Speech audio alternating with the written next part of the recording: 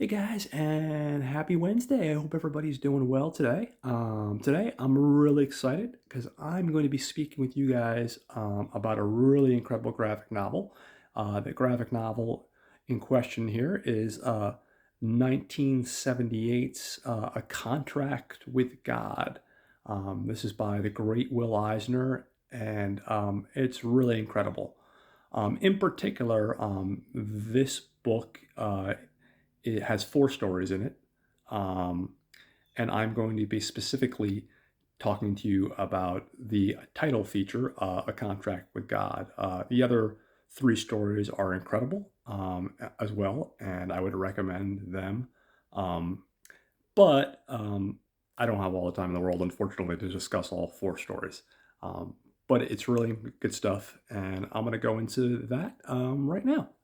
Um, so, the best way to describe, to give you a vibe for this guy, the best way to describe his writing is he saw himself as a human being reporting on life, death, heartbreak, and the never ending struggle to prevail. Those are the themes that you could find in all of Will Eisner's work.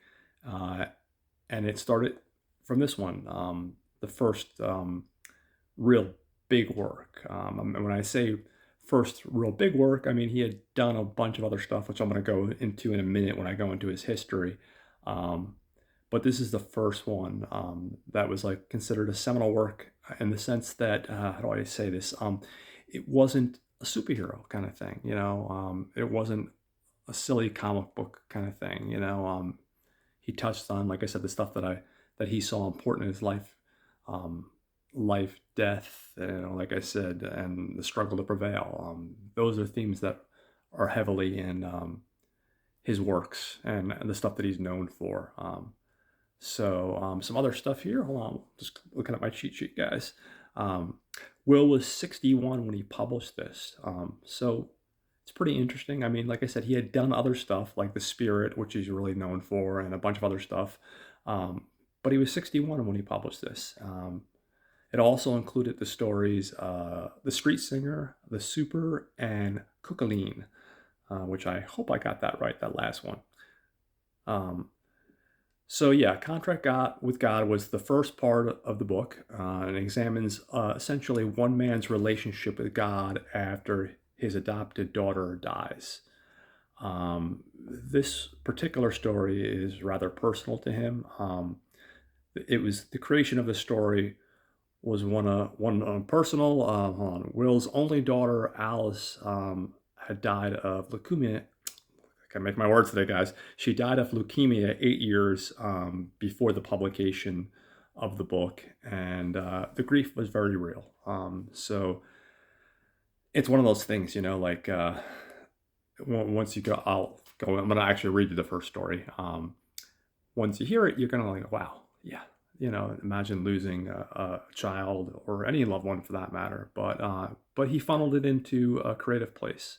And he took that grief and he did something with it. So I'd say that's a good way to handle it. You know, there's no great way to handle grief, but when it hits you, it hits you. But if you're gonna handle it in a creative way, I guess. You know, turn it into something. So okay, with that said, I want to normally I would go into the complete history before I um, go into stuff like this, but I felt this was important because it gives you the story we're going to talk about. It gives you some interesting thoughts about where it came from, and to give you his philosophy on writing, which I thought was very interesting as well. So now I'm going to actually go into Will's history.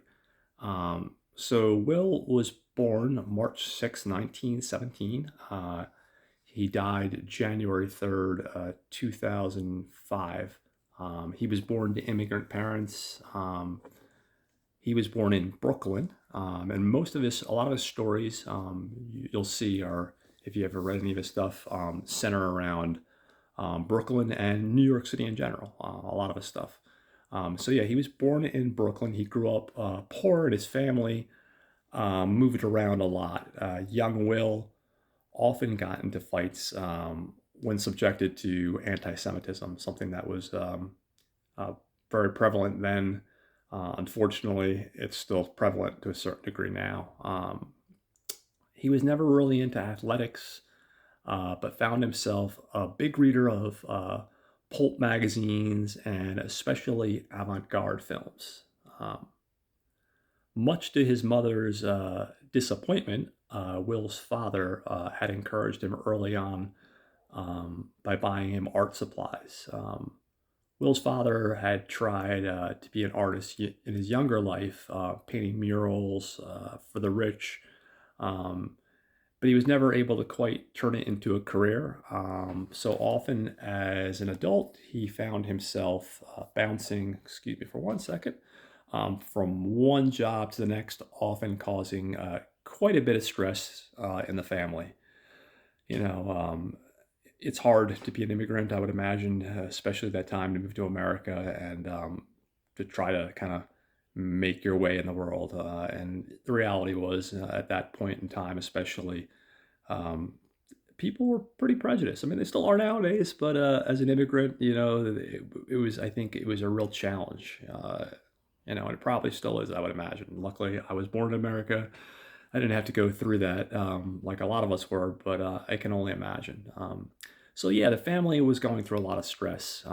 By the time 1930 rolled around, things were at their financially they were worse than they'd ever been, and Will's mother insisted that he get a job to help the family make ends meet.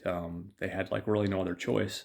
Will was only 13, but he found himself on the streets of New York City selling newspapers, all the while, still attending high school and, you know, putting the education, of course, is an important thing.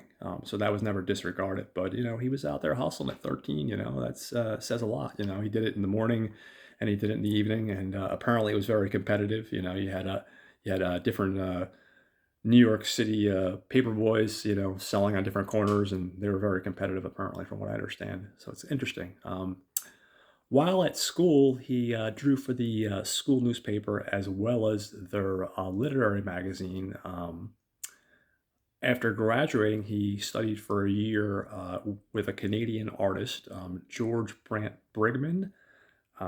This contact led to a position as an advertising writer cartoonist for the New York American. He also drew for pulp magazines for $10 a page. So, the guy actually, he displayed that he had talent early on, and luckily he was able to transition it into some form of work, which is tough if you're anyone creative, especially like writer, artist, filmmaker, musician. It's hard to find your landing early on and find your place in the world creatively. In 1936, high school friend Bob King, there you go, of future Batman fame, suggested that Will try selling cartoons to the new comic book, Wow, What a Magazine. Um, Hold on one second. Wow editor Jerry Iger bought an Eisner adventure strip called Captain Scott Dalton. Eisner wrote and drew for this strip, as well as contributing to other projects. So he was able to, like I said, he was able to land pretty early on, which is good. Still struggling, but, kind of find his way and pursue something that he was interested in, which is pretty awesome. Because how many of us actually get to do that? How many of us do those day jobs that we're not really crazy about? So more power to them. Now, of course, WoW only lasted for 4 issues. After it ended, though, Eigner and Eisner worked together, producing and selling original material. So, it did okay, but 4 issues is not a big run. Um, and then we flash forward to 1939, and Eisner was approached by Quality Comics publisher Everett M. Arnold. He owned two newspapers, the Des Moines Register and a Tribune Syndicate. I think I got that right. And he was approached by this guy, Mr. Everett M. Arnold, and he wanted Will to create a comic book insert that would appear in every Sunday newspaper to compete with the growing comics boom that had just taken over. Comics had started to get popular in the last couple of years, and he figured this would be a great opportunity to compete with the comic book market. It's kind of cool. I know I was like a lot of us. I'd read the Sunday comics every week. My parents would get the Sunday paper, would get bagels, and of course, as a kid, the one thing I would do is I'd run to the comic strip section, and there was probably like 5 or 6 pages, but we never had an actual full comic book in that. So that's pretty cool that they did something like that. So after much deliberating on the subject, he really wasn't 100% sure, but he put a lot of thought into it, and he's like, you know what, this sounds like a good idea. So Will agreed to do it. He negotiated an agreement where Will owned the rights to the property. Now, this is really impressive because most creators back then wouldn't think to do that, and it wasn't something popular. Usually, you signed your name on the dotted line and sold your soul to the devil. And yeah, as far as especially comic book creators, you gave up everything, and it was just because you wanted to work, and that was just the way it was, and that actually was quite prevalent for quite a few years, even into modern day, where a lot of young writers and artists would work for companies like Marvel and DC, and essentially, even if they created a character, they were pretty much that's it. That's Marvel and DC's character. It doesn't matter if you created it; they're giving you a paycheck. Um, and then eventually we would get comic book companies like Image and some of these independent companies that would give writers and artists the ownership of the characters that they created. So I'm going off sidetrack a little bit, but I think it's interesting because, like I said, it wasn't something that was prevalent back then, and it wasn't prevalent for a long time to actually own the rights to a creative character that you, like I said, that you created. So yeah, this was on something that was unheard of at the time in history, and this is how Will Eisner's character, the Spirit, came to be. Eisner was beyond thrilled. He says they gave me an audience.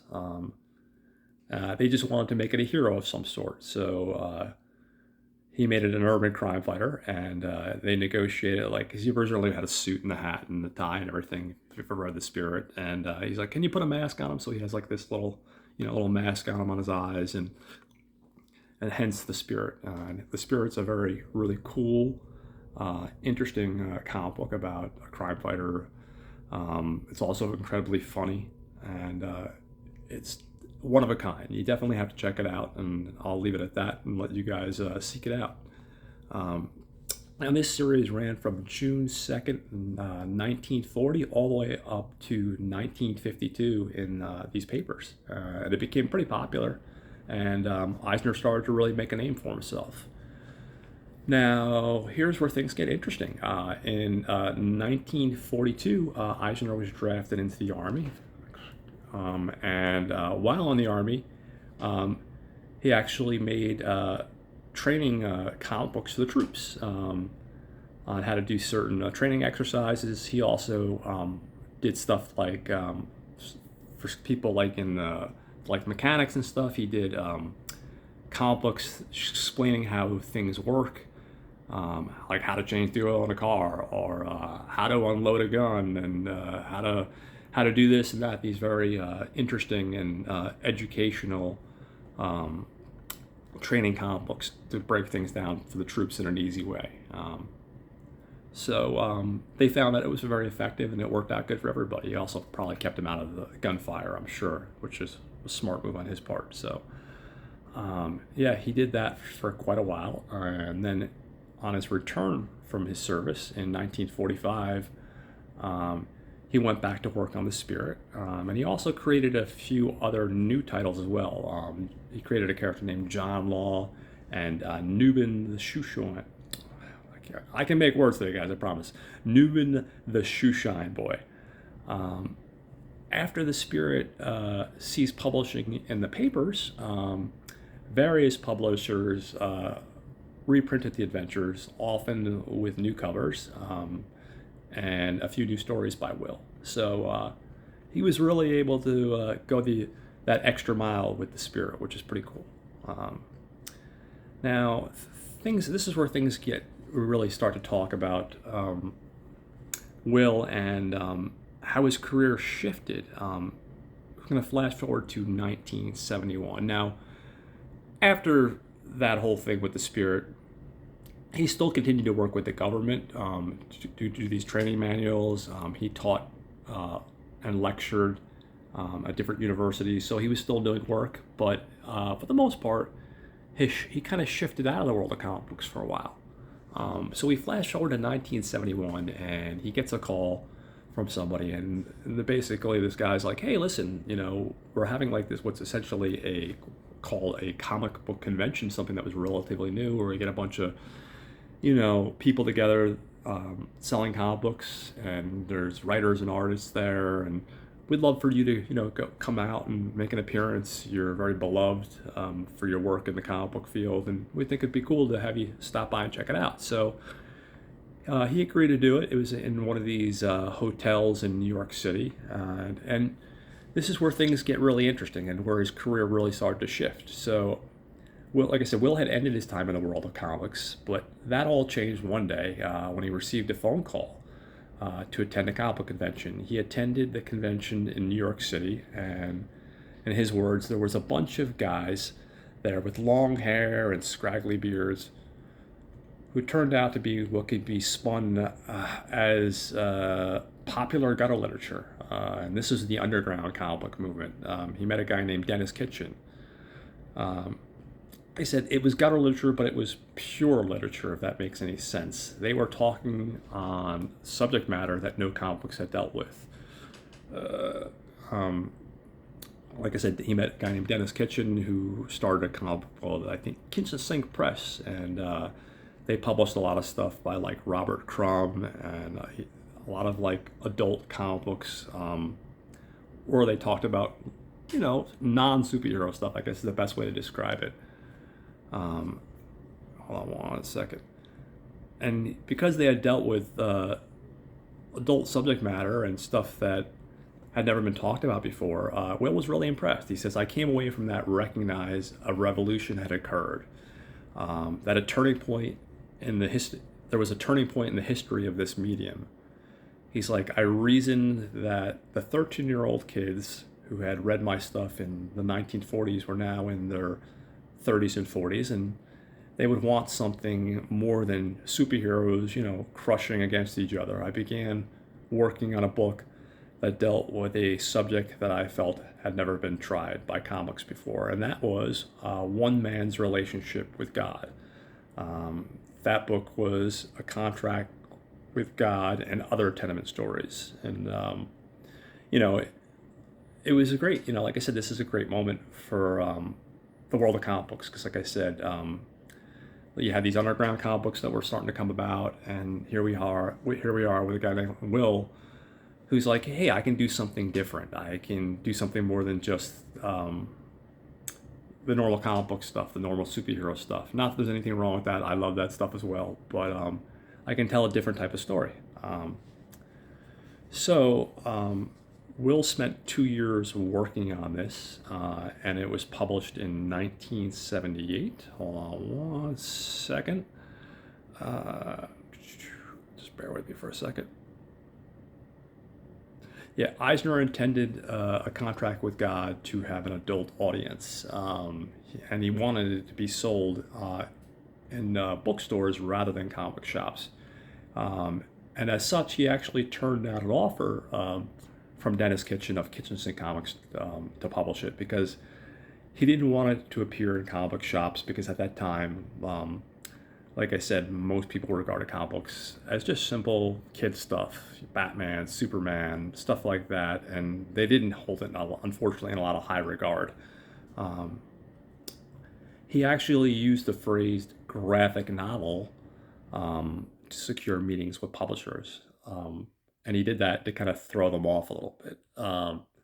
sadly, once publishers realized it was comics, he was usually dismissed very easily because, like I said, graphic novel sounds a little bit fancier and it throws people off the trail a little, especially at that time period. Now we obviously know what the word graphic novel means, but back then they're like, hey, graphic novel, what's that? Sounds interesting. But once they saw that it was just basically comics, most major publishers did not take it seriously.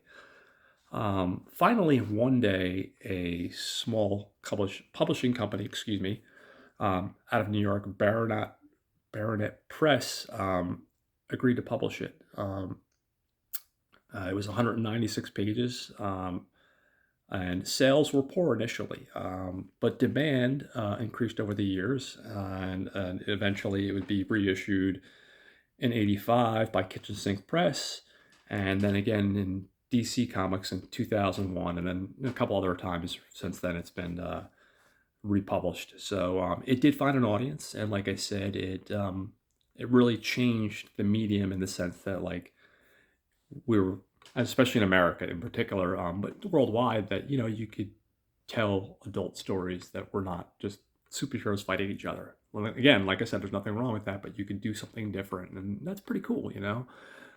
So after that, he did Life on Another Planet in '83, comics and sequential art in '85, a graphic novel called The Big City in '86, The Dreamer in '86 as well.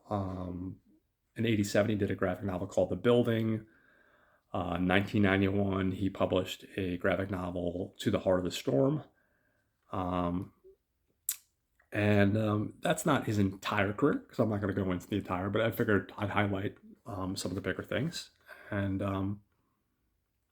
yeah, it's a really pivotal moment. Now, I personally read comics, mostly the superhero stuff, up into like probably the early '90s, and then I started getting exposed to different alternative comic books. Like I remember reading like E. Van Dorkin's Milk and Cheese, silly comic book, but completely different than anything I'd read superhero-wise. I started reading stuff like Hate by Peter Bagge, a really funny comic book, again, not superhero.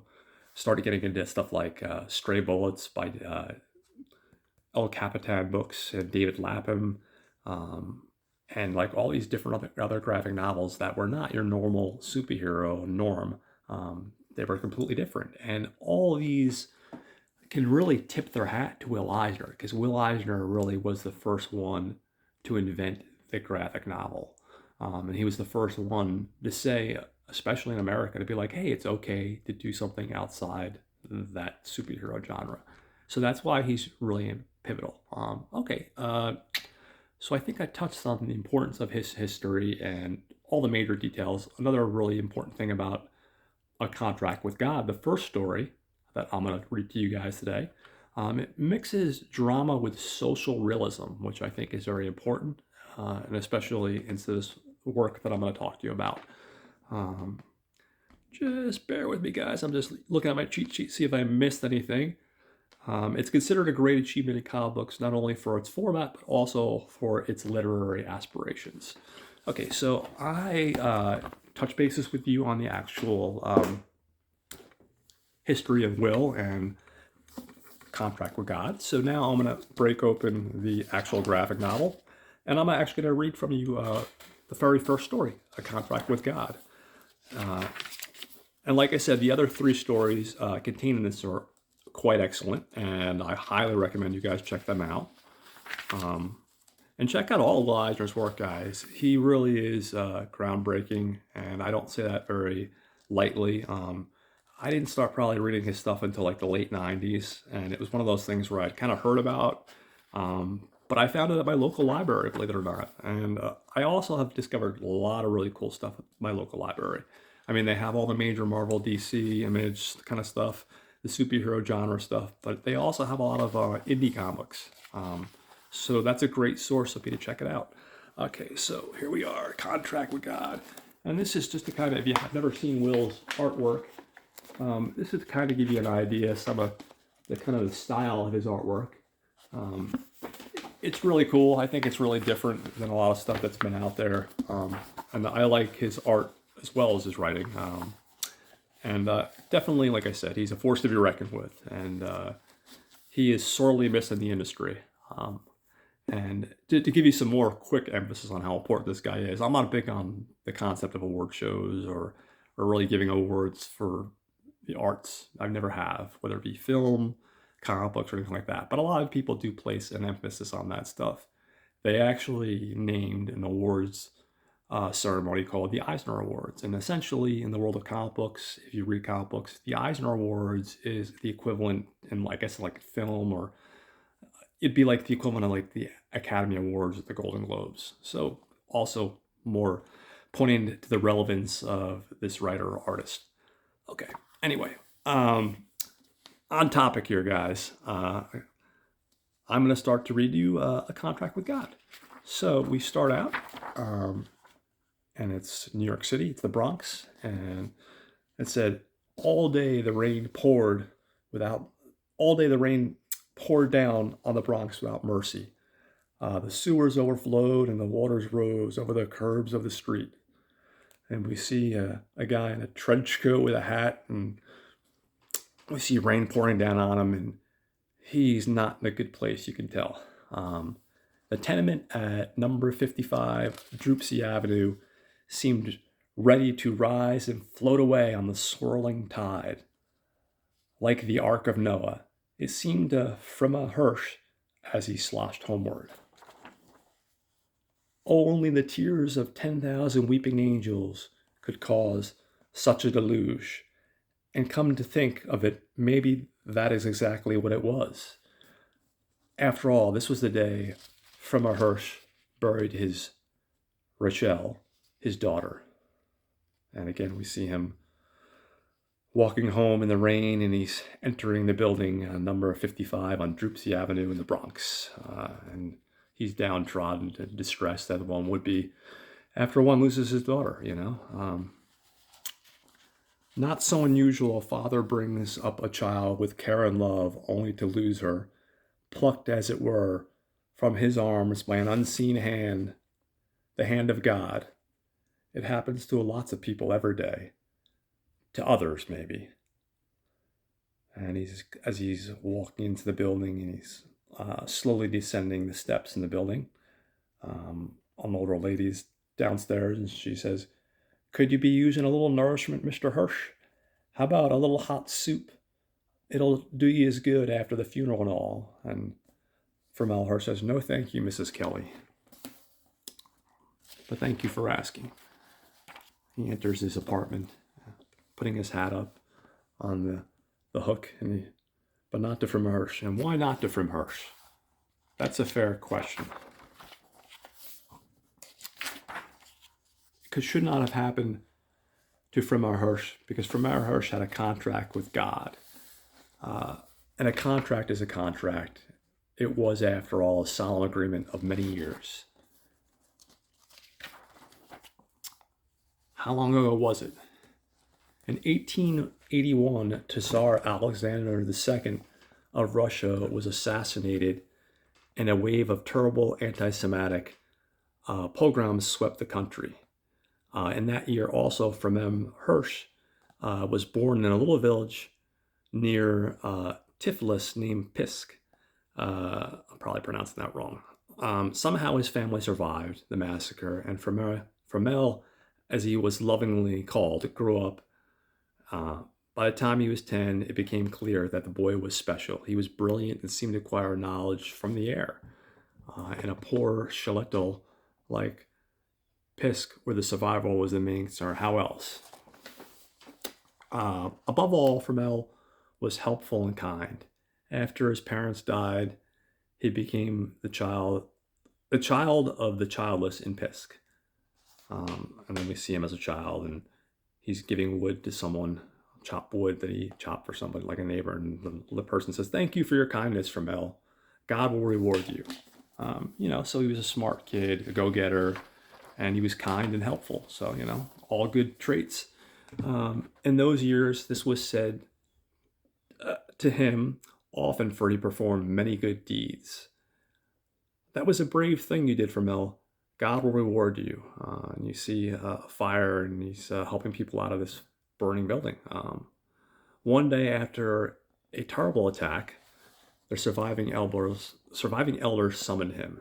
Fromel, we have put together all that's left of our money to send you to America. The next attack may wipe us out, so we have selected you to save, for we believe you were favored by God. So I guess they think a lot of this guy. You will go with Reb Lipschitz to the north. There is a seaport where you can buy passage on a ship. Do not worry, Fromel. Is with you. You will go to America. And so Hirsch obeyed. 2 nights later on the trail in the forest, Reb, is God just? And they're sitting by a fire. He's with this guy, Reb. If justice is not in God's hand, where else would it be? If I am good, will God know it? Why not? Does it not say that God is all-knowing? So they're having like this deep philosophical conversation. And I'll just turn the page here, guys. Fromel Hirsch says, then I will make a contract with God. And that night in the cold forest, he wrote a contract on a small stone. And with that little stone tablet in his pocket, Fromel Hirsch settled in New York City, where he found shelter in the Hasidic community. There he took religious instructions and devoted himself to good works. Faithfully and piously, he adhered to the terms of his contract with God. In time, he became a respected member of the synagogue, trusted with money and social matters. So it was not surprising that it was on Hirsch's doorstep that an anonymous mother abandoned her infant girl. What could be clearer? To Frim, this was just part of his pact with God. Since no one wanted a child born of God knows what kind of parents, Fromel Hirsch adopted the baby himself. He named her Rochelle after his mother and devoted himself to her with all his love. And, we see pictures of him holding her as a baby, and as she's older, as a toddler, walking with her and holding her in his arms and reading her a story, and just connecting with this child that he adopted into his life. So she grew up and blossoming into warmth and nourishment from I keep on getting this guy's names wrong. Fromez's gentle heart and pious ways. She was indeed his child and the joy of his years. And then one day in the springtime of her life, Rochelle fell ill, suddenly and fatally. And then we see him coming to a doctor, and the doctor comes up to him as he was in the waiting area, and he says, Mr. Hirsch, unfortunately, your daughter is dead. And of course, he's in shock. Next scene, we see Fromel Hirsch, he's outside, and his arms in the air, and he's screaming, no, you cannot do this to me. We have a contract. That night, Fromel Hirsch confronted God. You violated your contract. And the old tenement trembled under the fury of the dialogue. If God requires that men honor their agreements, then is God not also obligated? And he's visibly upset. He's grabbing the curtains, and we see lightning in the background, so it's a pretty dramatic moment. He's looking outside the window, and he goes, I ask you, were the terms not clearly written? Did I ignore even one tiny sentence, or perhaps a single comma? Enough, as he puts his arm to the side, and he looks at the stone tablet, and he's angry, and he's upset, as one could be, and it should be if one's daughter died. And he takes the stone tablet that he wrote this contract with God and just throws it out the window. And we see it hit the ground and just disappear from sight. And then we go to the next scene, and all during the days of the morning that followed the funeral, rain fell without pause. Friends came, each offering Hirsch the usual words of comfort, which he accepted in stony silence. At the end of the days of Shiva in the dawn of the 8th day, the sun rose in a clear sky, and Framal Hirsch said the morning prayer for the last time. Then, without deliberation, he shaved off his beard. We see him take off his beard that he's had for many years, and he's putting on a suit, and he makes himself look all very respectable. Not that he wasn't before, but he looks like a different man. He looks like this serious businessman. And he walked to the 186th Street Bank. And as he's talking to this banker, the banker says, "So, Mr. Hirsch, you want to buy the parcel on Droopsy Avenue?" "Yes, you know it as the tenement as number 55. So he wants to buy the building that he's living in, the tenement, and become a landlord, essentially, you know. Well, now, that's an expensive piece of property. What expensive, Please, Mr. Johnson, I know you foreclosed on it twice. So for the mortgage, I'll buy it. Believe me, it ain't worth much, but it's a start." "Well, now, I think we can make a deal. What is your financial worth?" "Bonds I got. No cash, so can you loan me on these?" They'll do fine. Ample equity there, Mr. Hirsch. We have a deal." All right, just bear with me here as I turn the page. For the first time, Framal Hirsch lied. He committed an act which formerly was unthinkable. The bonds were not his. They had only been entrusted to him for this. They had only been entrusted to him for safekeeping by the synagogue. So, what? What was so hard about that? What a yield. And besides, who am I hurting? In a year, I'll buy back the bonds, so no big deal. You know, so he's trying to rationalize the first of his immoral decisions, using bonds that weren't his to come up with some leverage to have the mortgage on this apartment complex.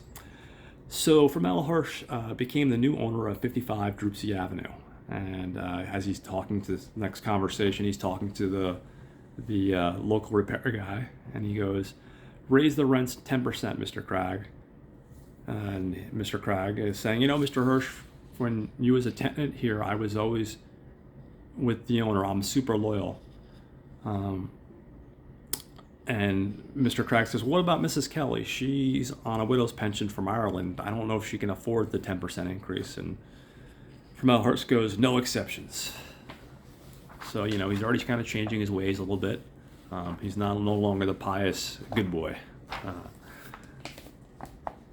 And you will also cut down on steam heat 10%. From now on, the tenants will now make their own repairs. I don't want to know for no complaints. Meanwhile, Mr. Cragg, you have a little thought bubble above his head.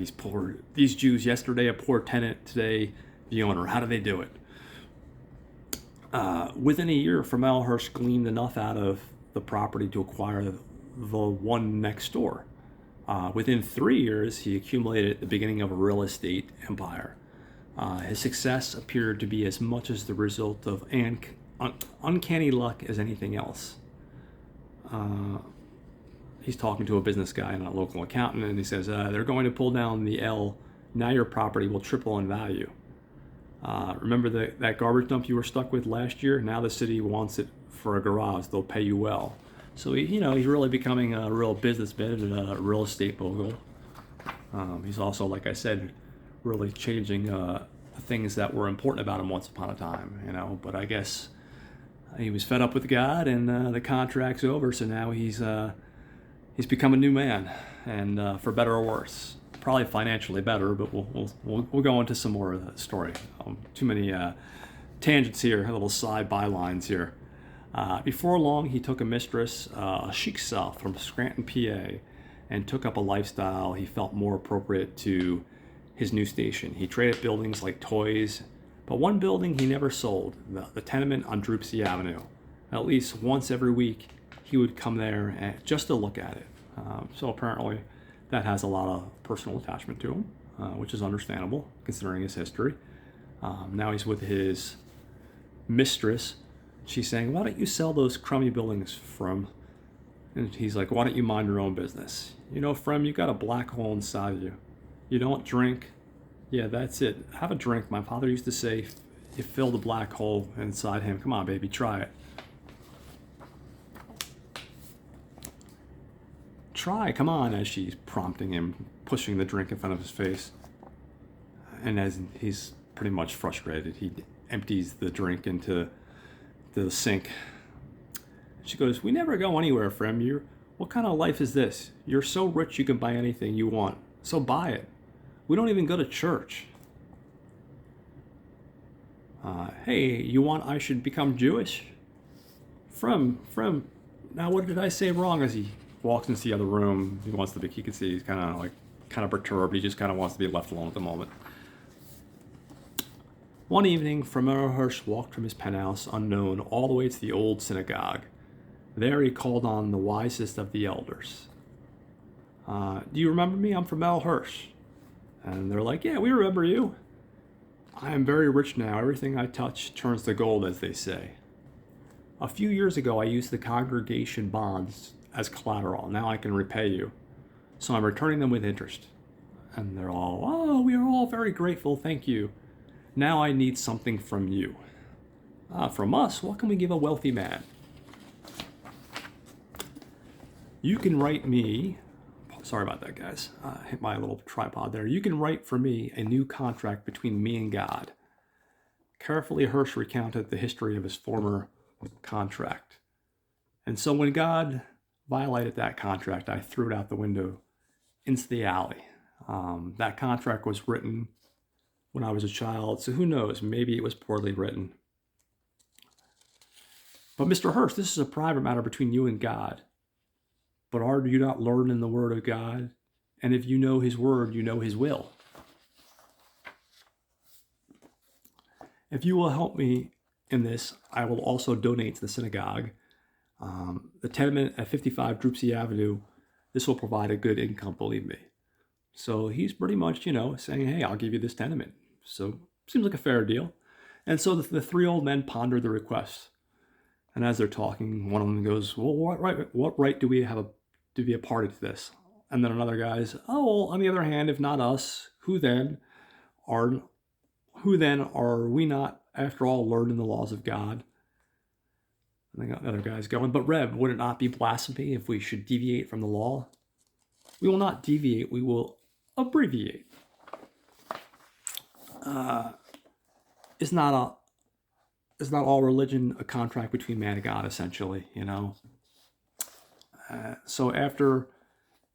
So what is Hirsch asking for us after all? He's asking for us to provide him with a guiding document so that he might live in harmony with God. Can we truly deny him this? So, they're kind of like figuring it out and rationalizing, like, okay, yeah, this is something that seems like we can do. It makes sense. So in the days that followed, the elders, toiled, interrupted only by the Sabbath and certain days of prayer. At last, they presented the document to Hirsch. And we see Hirsch, and he's going over the document. He's like, yes. "And now I will live up to my bargain. Here is the lease to the tenement in the name of the synagogue." And they're saying, "Frem Hirsch, you are a man of your word." So Frem Hirsch finally feels good about himself because he realizes, hey, this is the right path for me. I kind of went down a different road. I was angry. God took something that was important to me. He took something that was wonderful. He took away my only daughter, and he's realizing the importance of God in his life. All that night, Hirsch sat reading the contract again and again. He studied every word with great care. It was bona fide without question. At last, I have a genuine contract with God. I will make a new life. I will do charitable work again. And after all, am I not too old to marry? I shall have a daughter, and I shall name her Rochelle. Yes. So, literally he has his new lease on life, and things are on the right path. He feels like things are positive. He has things that are important, which is his faith, which was something that was always, I guess, very important, And he says, "This time you will not violate our contract. This time I have 3 witnesses. This time," and he grabs his chest. "Oh, my chest, a pain." And he collapses to the ground. At that exact moment of Hirsch's last earthly breath, a mighty bolt of lightning struck the city. Not a drop of rain fell, only an angry wind swirled about the tenements. So apparently, I guess God was a little bit upset. Hold on one second, guys. I'm just going to turn the page here. On Drupsy Avenue, the old tenements seemed to tremble in the storm. It reminded the tenements of that day years ago when Framel Hirsch argued with God and terminated their contract. And then we see in the wind a newspaper, and it says real estate tycoon dies. And that is Framel Hirsch's story, but we have an epilogue. So we go to epilogue. And around midnight, fire started dropping on the roof of Drupsy Avenue tenement. Soon the flames spreading quickly consumed all the old buildings on the street, all except one, miraculously. The tenement at 55 Drupsy Avenue was unharmed. And it so happened that a boy named Shalom Krex was the hero of the day. Shalom Krex, we want to thank you for your bravery and thoughtfulness. Excuse me, I promise I can make my words today, guys. God will reward you, my boy. What did he do? He saved 3 kids and led old Mrs. Kelly to safety. Oh my, what a good boy. It's different. You see people in the background, congratulating. He became the hero of the day. Shalom was a new boy, and because he was so different, he became the object of much bullying. One day, not long after the fire, he was trapped in the alley of number 55 by 3 tough kids. Hey, boy, look, it's the new kid. Let's give him a nice beating. That's Shalom Crux. He's a Hassad. And they laugh, making fun of him, because of who he is. Hey, he wears a funny hat. Hey, look out, he's fighting back. Let's get out of here. He takes the rocks and starts throwing them, he takes these rocks and starts throwing them at him. He's throwing rocks at us. And one kid gets hit in the head. Ouch!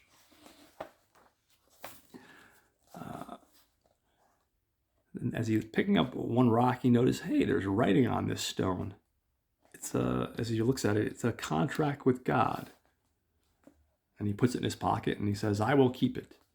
And that evening, on the stoop of the tenement, Shalom Krex signed his name below, that of Framel Hirsch, thereby entering into a contract with God. So apparently he liked the contract with God, and he too decided to try to follow it. And that, my friends, is the very first story of the contract with God and other tenement stories. Like I said, the other 3 stories are quite excellent, and I apologize because this is the first time I actually literally read it to you guys directly from the source. Normally I break down my scripts and do my interpretation of it.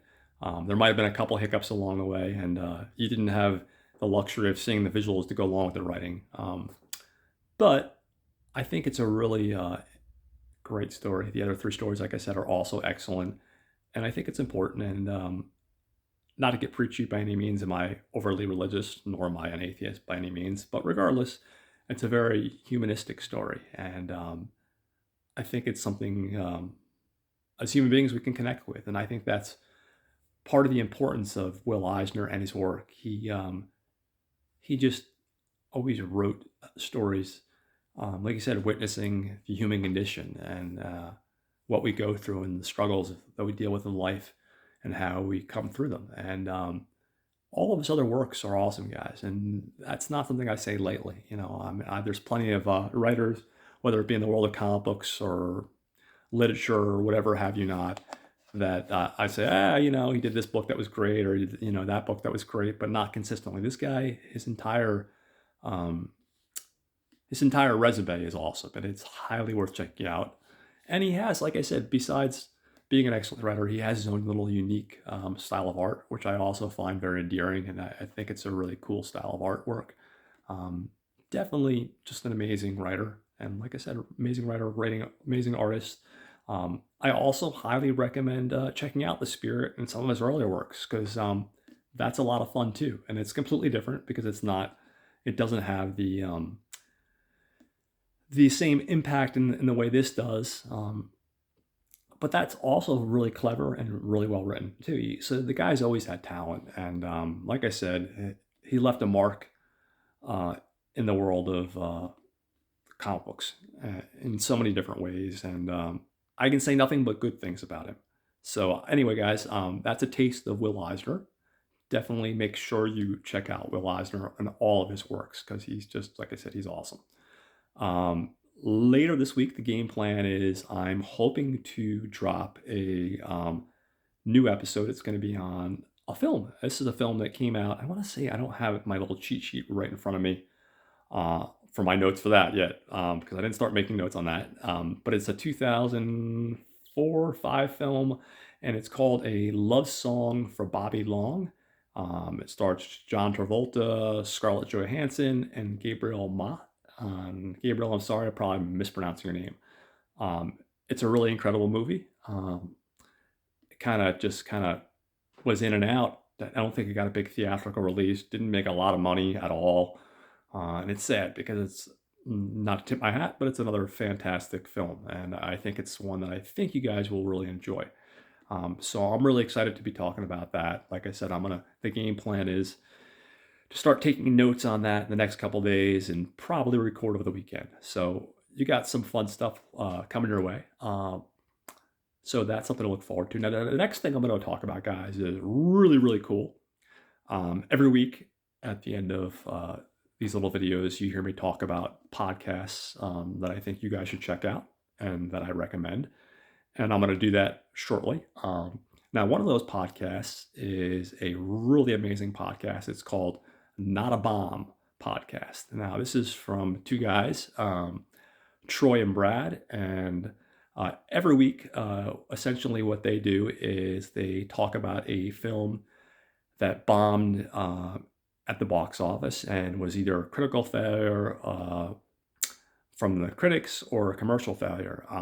And this week, they were discussing the 1990 film, The Bonfire of Vanities. Now, I think this episode should probably be out either today, Wednesday, or tomorrow. So check out their podcasts. You can find that on Spotify, Apple, wherever you listen to your podcasts. Well, what's really exciting about this episode, guys, is I was lucky enough to take part in it. They invited me to join them, and we got into a really great discussion about, like I said, the 1990 film, The Bonfire of Vanities, with Tom Hanks, Morgan Freeman, who else? Bruce Willis, and Melanie Griffith, among others. And we really get into our thoughts on it and what we think and whether it was a bomb or not. And this, like I said, is a really great show. And it was an honor to be a part of it. So I think you guys will really enjoy it. So be sure to check that out, as well as the Not a Bomb podcast. Also, make sure you check out The Gentleman's Guide to Midnight Cinema with Will and Sam. Every week, these guys talk about really wonderful films and they break them down. And they have such a great selection of different films that they pick from. So be sure to check out The Gentleman's Guide to Midnight Cinema. These guys, like I said, are incredible. Another one that I would recommend, they were on hiatus, but they're coming back soon. Watch Skip Plus. This is with Justin and Jose.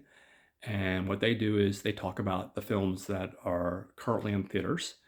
And they also have an interesting part of this show where they talk about the plus part of the show. And the plus part of the Watch Skip Plus is basically something that they caught that week, whether it's a new TV show or maybe it's a new electronic product or a new bag that they bought. And, they just talk about something recently that they acquired that's interesting.